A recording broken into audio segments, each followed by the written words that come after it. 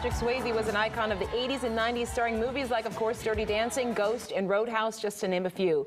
Mega fan Neal Fischer pays tribute to all things Swayze in his new book, Being Patrick Swayze, Essential Teachings from the Master of the Mullet. And Neal Fischer joins us live. Good morning. Good morning. Thank you for having me. Thanks for being here.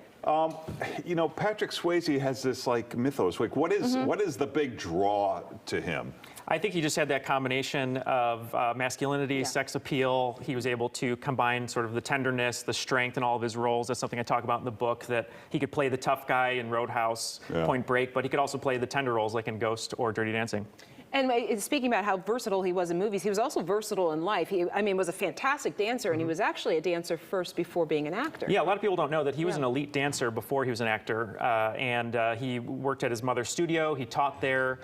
He had scholarships to, Joffrey Ballet, and it was a ballet in New York. He was a great dancer, and he had a lot of knee problems due to dancing. He actually had a knee that had to be drained almost daily throughout his ballet career, in his movies, and actually had an instance once where he had a staph infection from a tooth infection, went down to his knee almost got amputated. So sort of the worst news to hear, as a dancer. So what did he think of Dirty Dancing and Ghost, which are probably the two biggest that the average fan would know? Well, with Dirty Dancing, initially he didn't like the title. He thought people wouldn't see the movie. He really hated the line, "Nobody puts baby in a corner." It's such an iconic line now, though, right? So when he saw the movie in a screening with the director, he realized that he was wrong, that it would be an iconic line. And for him, actually, an interesting fact is he actually dumbed down his dancing for that role, because he said Johnny Castle wouldn't have the necessary skill set that a regular dancer like himself would. So he kind of flourished a little bit at the end when he did a pirouette after that big jump off the stage. So interesting. That, and then with Ghost, he had to really fight hard to get that role. The director who did Airplane, which is his first dramatic movie, and he said "Over My Dead Body" about casting Swayze, because he saw Roadhouse. He said, "I don't want to cast someone who's this macho actor," and he proved him wrong. He auditioned, and my favorite story is that Bruce Willis almost got that role. And he said that he didn't want to do the movie because he didn't think people would buy the main character being a ghost the entire time. So go figure. Interesting. So beyond Ghost and Dirty Dancing, what are some of the movies that you feel like maybe people haven't seen that should try to see Patrick Swayze in? That's a great question. So I think, my personal favorite is Roadhouse. I think it's unapologetically loud and 80s, and someone's throat gets ripped out. So what couldn't you love about it? Better, right? And then Point Break, obviously, he plays a great Zen surfer villain. But I think, he did a lot of supporting roles later in his career. Donnie Darko, he plays a villain in that. They used his own ranch and his own wardrobe for that movie, which is kind of a fun fact.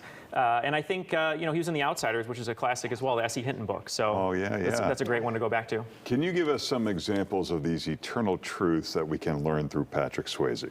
Yeah, so, well, if you want to grow the most masterful mullet possible, you have to, go through his films. I sort of break down his career into elements that I call feng Swayze, which is a fun way to, break him down. So I have like Tender Strength, Hungry Eyes, the mullet, obviously, Peaceful Warrior. A lot of his movies, he's sort of imbued with his sort of philosophical leanings, and his Point Break is an example, a Zen surfer. But I think, just appreciating his movies, the fact that he was a multifaceted performer, a triple threat, a dancer, actor, performer. It's something that we don't see too often now, like maybe a Hugh Jackman would be sort of a comp right now, but just someone that, doesn't really exist too much anymore. And I think kind of appreciating him through his work, and then a little bit of humor in my book, I think that'll help you appreciate him a little bit more. So I always forget too, he had a song. I wasn't sure if it was a music career or not, but She's Like the Wind. Was there anything else to that? Was that a true passion of his, or was it just something that kind of came along as an opportunity? It was a true passion. He loved playing music. When he was sort of poor in New York, dancing ballet, he would busk on the streets in Greenwich Village. Oh, wow. So She's Like the Wind actually was supposed to be in a movie called Grandview, USA that was filmed in Illinois with C. Thomas Howell and Jamie Lee Curtis. That didn't make the cut, and he was trying forever to get that song in a movie, and it finally was in Dirty Dancing. He did some songs on the Roadhouse soundtrack, but he loved singing, writing music. He wrote that song with Stacey Weidlitz, and it got almost to the top of the Billboard charts. So, wrote it about his wife, too. That's great. Sounds like a fun read. You can check out nealefischer.com, and he's on Twitter and Instagram as well. Thanks for joining us. It was my pleasure. Thank you so much. Time for